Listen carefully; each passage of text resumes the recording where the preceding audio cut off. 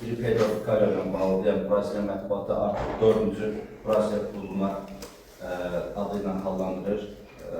Daha çox protokol istədiyi bildirilir. Vicario'nun mütləmel gedişi Qarabağa nə qədər təsir edə bilər? Ümumiyyətcə, belə bir söhbət var, bəli, elə belə təklif ediblər. Bilsən, biraz yəni, nə olur olsun bu Qarabağdır. Buradan, yəni, bura uşaq bağçası deyil də.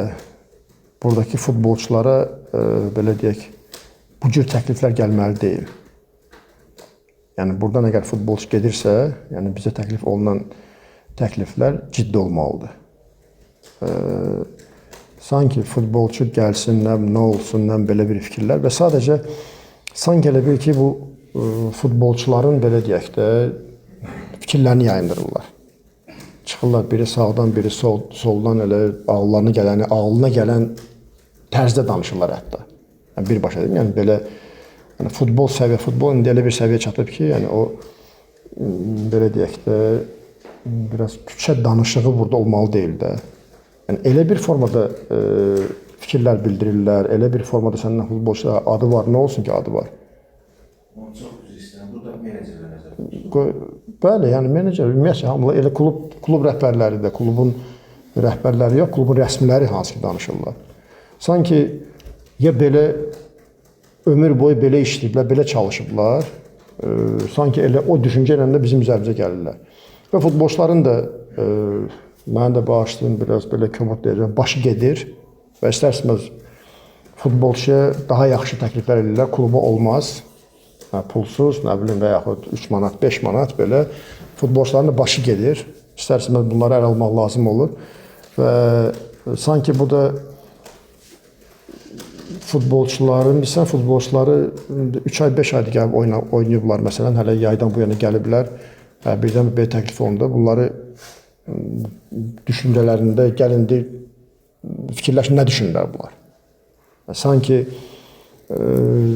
yəni pul bunların gözünü örtür də, yəni istənilən insan belə deyək də gözünü örtür, amma bu cür yanaşmaq olmaz. Yəni mən bunda hələ futbolçularıma da bildirirəm ki, yəni neçə illərdir mən bunun mübarizəsini aparam. Sadəcə o qədər belə lazımsız, nə bilim, keyfiyyətsiz zənglər olur, o qədər belə qeyri-ciddi məlumatlar gəlir kluba.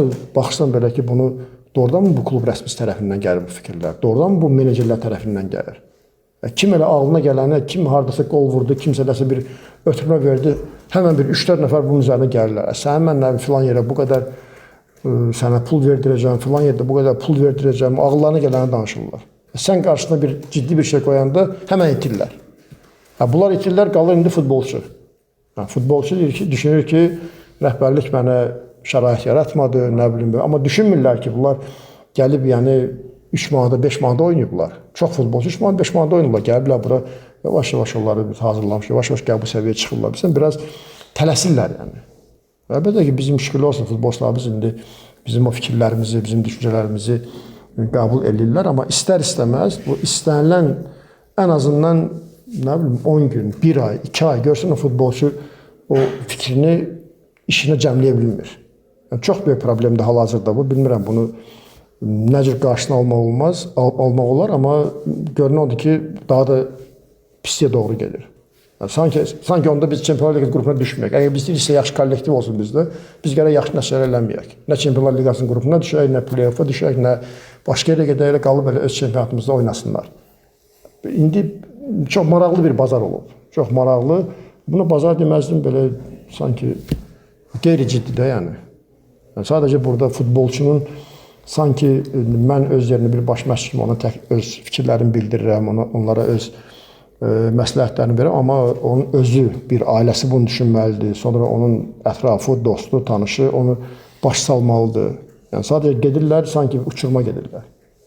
Bilmirəm nə dərəcədə fikirlərimi çatdıra bilmirəm. Bəlkə düz dedim, bəlkə səhv deyirəm, bilmirəm, amma yəni inanın ki, bu dəqiqə komandanı saxlamaq, mənim üçün bu dəqiqə Qarabağı saxlamaq, futbolçuları əldə saxlamaq, yəni böyük bir problemə çevrilib. Şimdi sualım yanıtlarına bağlıydı. Son zamanlar oyunda düşüş sonunda bir də bugün hakimə etiraz elədi, Vəhdi Sarıbəy qaldı. o təkliflər vurğulandı, oğlanlardan biri də Yankovic'dir ki, beynində artıq. Demək olar ki, elə bir 90% hamısında zənglər vardı. Biri Kitaydan, biri Yaponiyadan, biri nə bilim nədir, Dubaydan, biri Ərəbistandan, biri nə bilim. Bizdən yenə deyirəm ki, sanki bir var gəlib otururlar. Məsələn, Junior'u verdik. Tam ciddi danışıq getdi və yaxud Kadini vermişdik. Tam ciddi danışdı. Klub rəsmiləri bir-birini başa düşdülər, bir-birinə dəyər verdilər. Bu cür formada kim istəməz ki? Mən həmişə demişəm ki, biz ümumiyyətcə o bazara biz çıxmalıyıq. Əgər biz gələcəkdə hansı ki, klubu daha da genişləndirmək üçün, klubun həm belə deyək, Avropada bizə güvəni artırmaq üçün ki, buradan bu cür futbolçular biz buna getməliyik, eləməliyik. Yəni elə şeylər var ki, məsələn biz adi təsəvvür edin ki, Braziliya məsələn Juninho'ya 5 milyon verildi. Sevilla deyəsən 3 milyon səhv etmirəmsə. Yəni biz onun Sevilla'ya getməsinə razıydıq. Yəni elə nüanslar var ki, biz burada ona yəni bəzi o summanı tam da əlimizdə saxlamaq üçün yoxdur. Biz o futbola, o İspaniyadan məsələn bizi daha bəlkə o bizim üçün daha belə deyək də fərqli olardı. Avropada nə qədər olmasa da belə. Əlbəttə böyük klubdur Braziliya. Məsələn biz buna da razıydıq. Amma elələri var ki, elə sanki elə küçədən keçirlər belə bir təklif atıb çıxıb gedirlər belə. Bu da sadəcə futbolçuya mane olur. Yəni o da bizim işimizə mane olur əlbəttə ki.